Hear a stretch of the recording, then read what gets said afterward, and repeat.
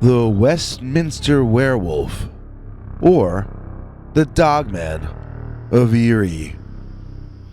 Dear Scary Stories NYC, I saw a dogman in an area that shouldn't be able to support a predator of the size this creature was. I'm going to tell you what happened to me, but I will admit before I start that I can't explain how this could have happened to me. I do not believe in the supernatural or the paranormal. I am not superstitious, and I had not taken any mind-altering hallucinogens for at least a year before this series of events occurred. I was not drinking anything but water on that day, and I was not smoking anything at all, intoxicating or otherwise. Nevertheless, something happened to me that neither science nor I can begin to explain. My encounter was with a creature that representatives of any state or national park service will tell you does not and cannot exist here in the United States. I'm not about to argue with them about it either. What I saw and lived through was not something I could possibly have lived through. I'm going to tell this to you exactly as I remember it, but I'm warning you before I start that this is going to sound an awful lot like a fairy tale made up off the top of my head. So, not that many people who aren't from around here know this, but there is a little part of Pennsylvania that goes all the way up into the Great Lakes region. In fact, it butts up right along the edge of Lake Erie. There's even a city there called Erie, Pennsylvania.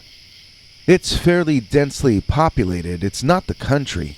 To the west of Erie, and slightly more inland, you'll find Westminster, where I briefly lived with a friend after my sudden and unexpected divorce. Then on the other side of Westminster is a big park called Asbury Woods. On a map it looks teeny tiny, but if you actually go and visit Asbury Woods, you'll find yourself feeling lost in time in another far older world. Some of the trees are so old and so tall, they can rearrange your entire worldview and give you a different perspective on life, if you let them. There are a few different paths you can follow, and although it can be a little crowded on some days, most of the time when I went there, I was the only human I could see anywhere around. I don't know if that actually matters in this case, but possibly it does. What I mean to say is, when you're there in Asbury Woods, it can feel like you are far deeper into those woods than you actually are. It can really feel like you're sort of walking back into another place, and another era, or even another epoch. Since I am still struggling to understand the nature of my own personal dogman sighting and experience, I feel like I have to include all my internal experiences in this account, in addition to attempting to note my more objective memories. In spite of the fact that I was sober, and I don't think I was suffering from any mental illness or ailments at the time, I have to be honest with myself and you, that the dogman I experienced might have been some kind of hallucination or mental projection of a kind that is beyond my understanding of how psychology works. It certainly never felt as though I were hallucinating. I've read about people seeing strange animals and flying objects who report feeling odd at the time when they had their sightings and experiences. They call it the Oz effect, because people suddenly feel as though they aren't in Kansas anymore, figuratively speaking. Nothing like that happened to me, though. I'm not saying that I reacted to my experience calmly. My heart started racing from the second I saw that dogman or dog-headed man, and I felt a sense of panic for some time after. I was able to put some distance between myself and the Beastman, but it was comparable to what I might have felt if the same situation were reenacted, and I had been confronted by, say, a bear, or a pack of coyotes, or possibly a big cat. Nothing about the sighting felt unnatural or supernatural. This seemed like a real animal, and other than its strange glowing eyes, nothing else about the creature seemed out of the ordinary. And yet, it couldn't have been a real animal, because the thing I saw looked and acted like it was some kind of werewolf. When I've told this story in bars and other public places, This is the part where people either back off, eyeing me with a wild surmise, or else they gather in closer. Once you drop the werewolf word, people separate into two camps.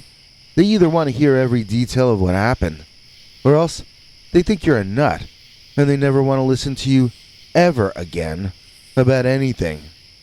I was always the type of guy who would back away when people tried to tell me that they had a ghost in their house, or they got chased by a UFO down the highway or whatever.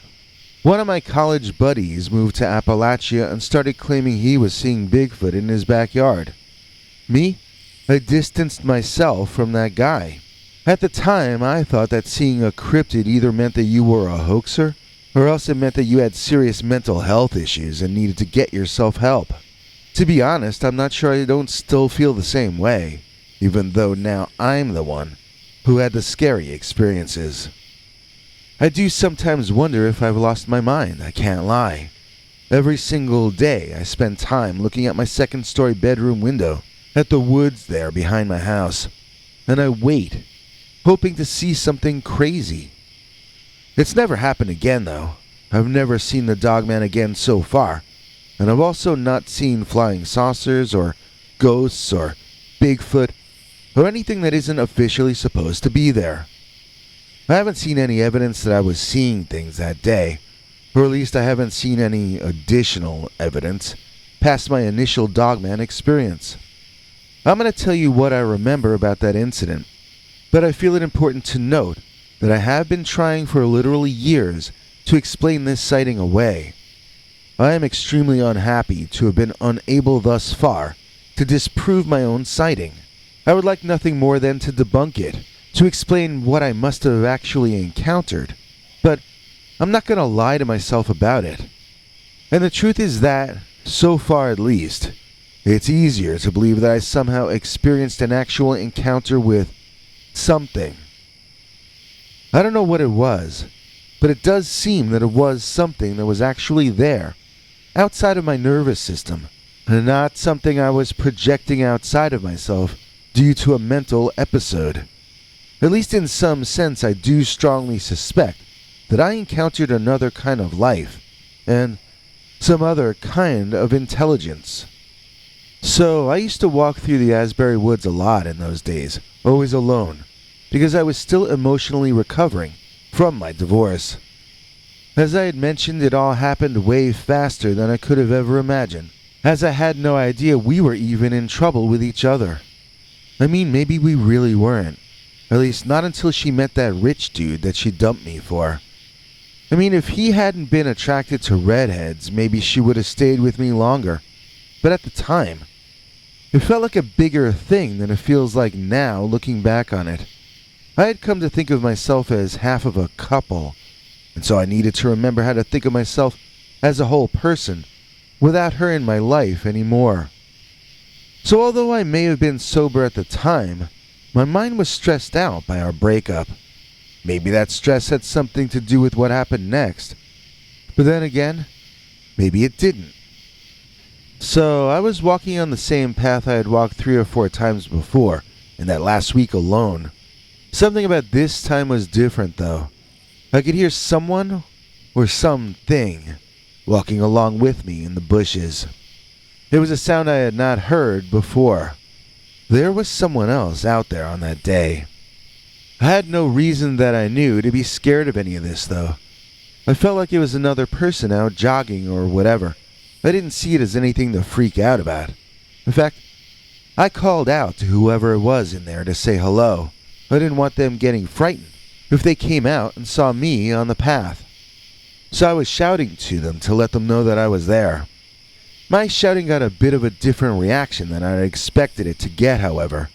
Out of the woods barged a man, well over 7 feet tall, looking around for who had just been shouting. When he turned and our eyes met, I was stunned to see 2 glowing orbs in the middle of a giant dog head, staring back at me. Suddenly, those eyes were above 2 rows of giant greenish-yellow fangs that looked like they belonged in the mouth of a dinosaur skeleton at the Natural History Museum. This was not a man. This was something more like a bear, and yet it wasn't that either. Within seconds, the creature man was on top of me, and I was on my back looking up. The beast leaned down, and with its canine snout, this bipedal, upright walking animal was suddenly smelling me from head to foot. I tried not to move as the thing became most interested in my crotch area, sniffing far longer than any other part of me. I was never so still in my life. I forgot to even breathe. I know for a fact that I've never been that scared ever before or since, as that thing only needed to take one single bite to end my happy days for good. In fact, I was bracing myself for the worst pain I'd ever felt, when off in the distance, someone or something whistled. Just a little whistle at a barely noticeable volume. I might not have even noticed it at all. In fact, if the dog-headed beast had not straightened up the second the sound hit the air around us. Suddenly, nothing seemed to matter to that dogman as much as that little whistle we had both heard. He seemed to locate the direction of the sound in a second or two, and then I was abandoned as he burst out of the scene in the direction that he had decided that whistling had come from. I didn't waste any time getting my dirty butt up off that forest floor and running in the opposite direction from the one he was going in. I ran until I saw people, and then I ran toward those people. I wanted to be in a crowd, and that's where I got myself. This was the end of my desire to be alone for a long, long time, trust me. It no longer brought me a sense of peace to be walking through Asbury Woods. From that point on, I needed people around me. The more, the better. Take me to a baseball game, that sounds good. Tens of thousands of people in every direction. That's the way I learned to like it. It took me years to be able to be alone, even in my own backyard, after the day when I met.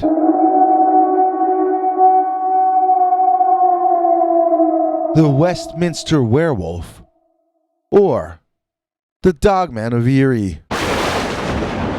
Hey, you. Yeah, you. Did you know that all of us here on the internet can see when you watch us? Well, it's true. And that's why you should dress appropriately for what you're looking at. For instance, right now, you could be wearing this badass Dr. Death t-shirt, starring me, Dr. Death himself. And that ice-cold beverage you're enjoying could be mingling with ice cubes inside of this Dr. Death glass. We also have Bigfoot and Dogman t-shirts for those of you who prefer those guys for whatever reason. But if you do buy Henry merch or Bigfoot or whatever, please also consider supporting the old doctor, huh? My social security check stopped coming a couple of years after I died, you know.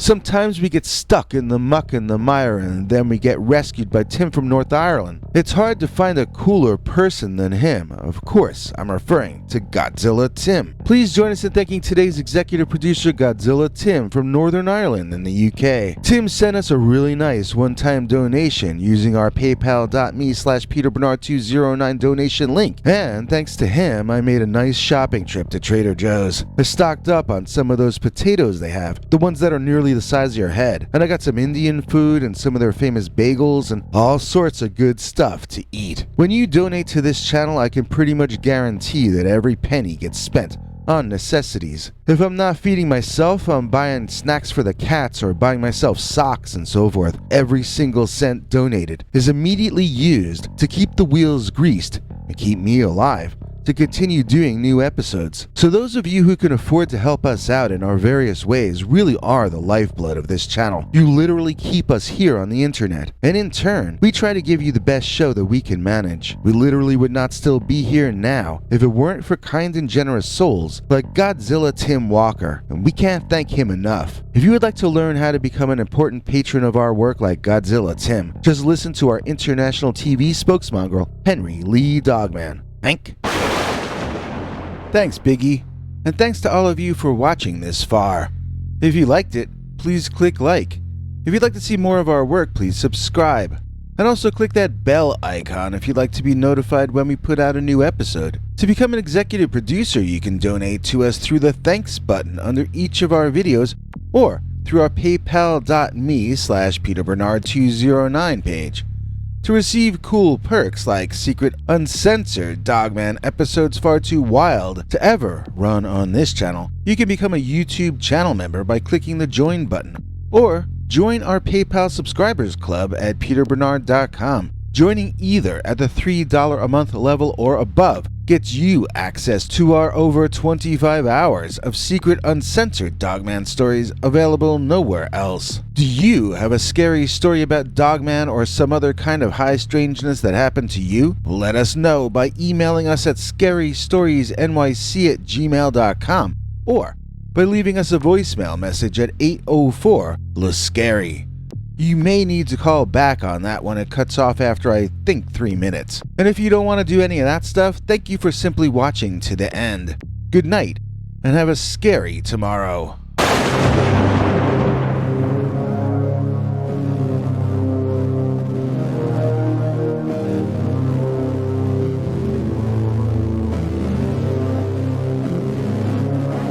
Come back for more scary stories.